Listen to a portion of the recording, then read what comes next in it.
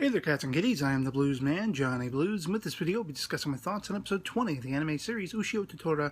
And wow, man, if I thought the last episode got at the heart of this arc, with Ushio going up against Hakumen no Mono, preparing himself, this episode put it over the frickin' top. The pathos, the just intriguing, heart-wrenching aspects of this story, the relatable aspects of this story, and seeing Ushio having to confront just penultimate hardship, even to people he can only really consider friends, if anything else. Talking about Jimei and her sacrifice in this episode, it just astounded me. I watched it with mouth agape. I was getting misty-eyed.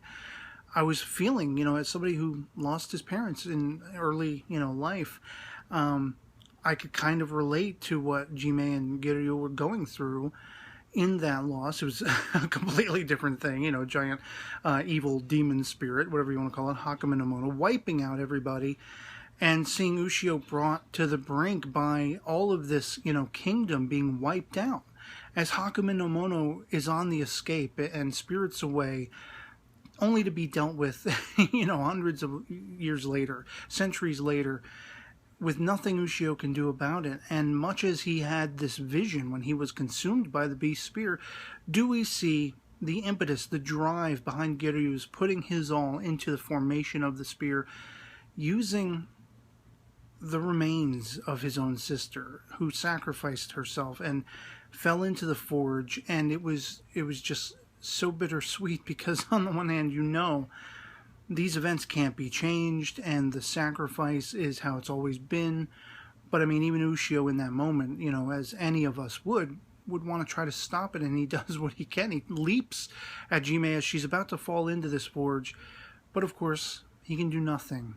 It's already set in stone. It's the predestination paradox in effect. He was kind of there, as the guide. They even inscribe, Giryu inscribes on the staff of the spear. While Jimei's spirit is embedded in the blade, he, puts of himself into the actual staff of this spear and carves on it the family name, but also Sungyu, the name Ushio is known as. And so it's kind of, 360 degrees. The entire history is 360 degrees. He's come full circle. He was there at the forging of the spear, and he is the wielder, the master, the commander of it in the modern sense. And as they're traversing time once again with the help of Tokisaka, and of course you have the spirit of Jimei here now, it's her job to let Ushio know what's been going on ever since that time, how his mother, how the lineage of this family has been concurrently involved.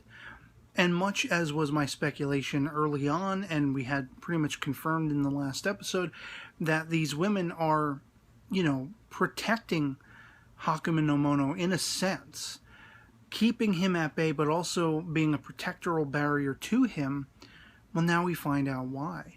Hakumen no Mono has buried himself under the foundation of the Japanese islands and intertwined himself amongst them all.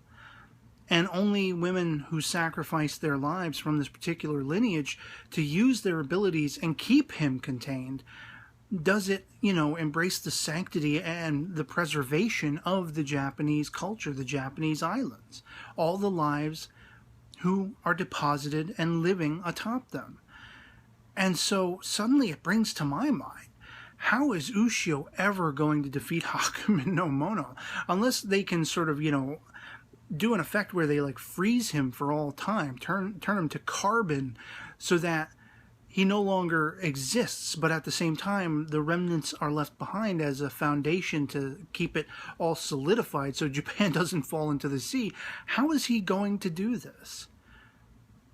And I also found with this hint, these ideas about this lineage, and how from the get-go they kept calling attention to the fact that his friend Inoue, she looks very much like Jimei. She looks very much like Yuki. She looks very much to be a part of this lineage. And I suddenly had to sort of fear for myself that was Inoe's, being a part of this story going to go that direction where maybe Ushio can't defeat Hakumen no Mono without sacrificing the entirety of Japan, all of those Japanese islands, and his friend will have to be called upon as part of this lineage to sacrifice and give of herself for another, 500-year span, whatever it is, to become the protectoral barrier to keep Hakumen no Mono at bay, but also to protect him from harm so that the islands of Japan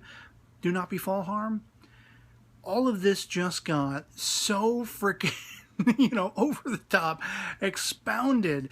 I'm like mesmerized. This was majestic.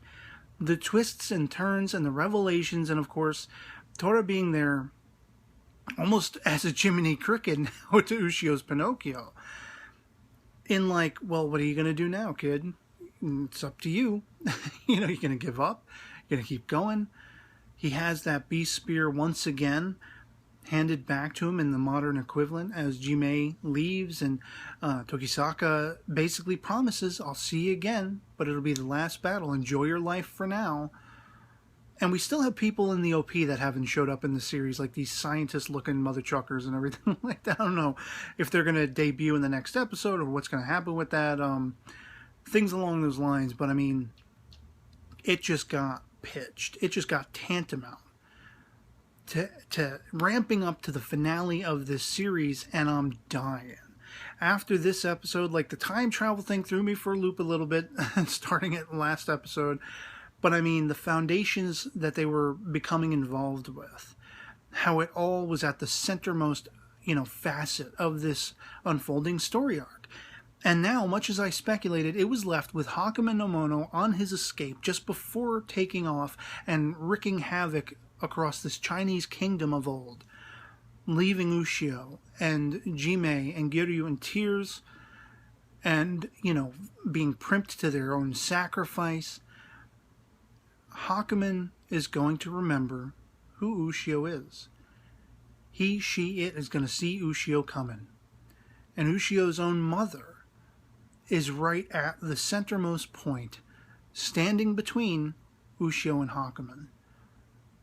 And I'm like, damn. I'm just like, this series, when I started out with this series, I just enjoyed this story. I was getting a kick out of the characters, but the depth, the pathos, the gravitas of this story that it's taken on and it's affecting as it unfolds at this point, pleasantly surprising, awe-inspiring, and I want to see where this goes toward its end.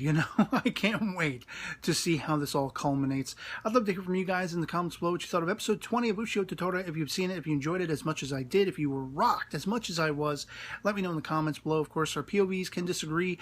Anything goes, in the comments below. If you don't happen to have been as moved or inspired and, taken aback by this episode as I was, let me know why in the comments below. And otherwise, that'll be pretty much it for me on this. Hope this video finds you well, and I'll catch y'all later. Peace.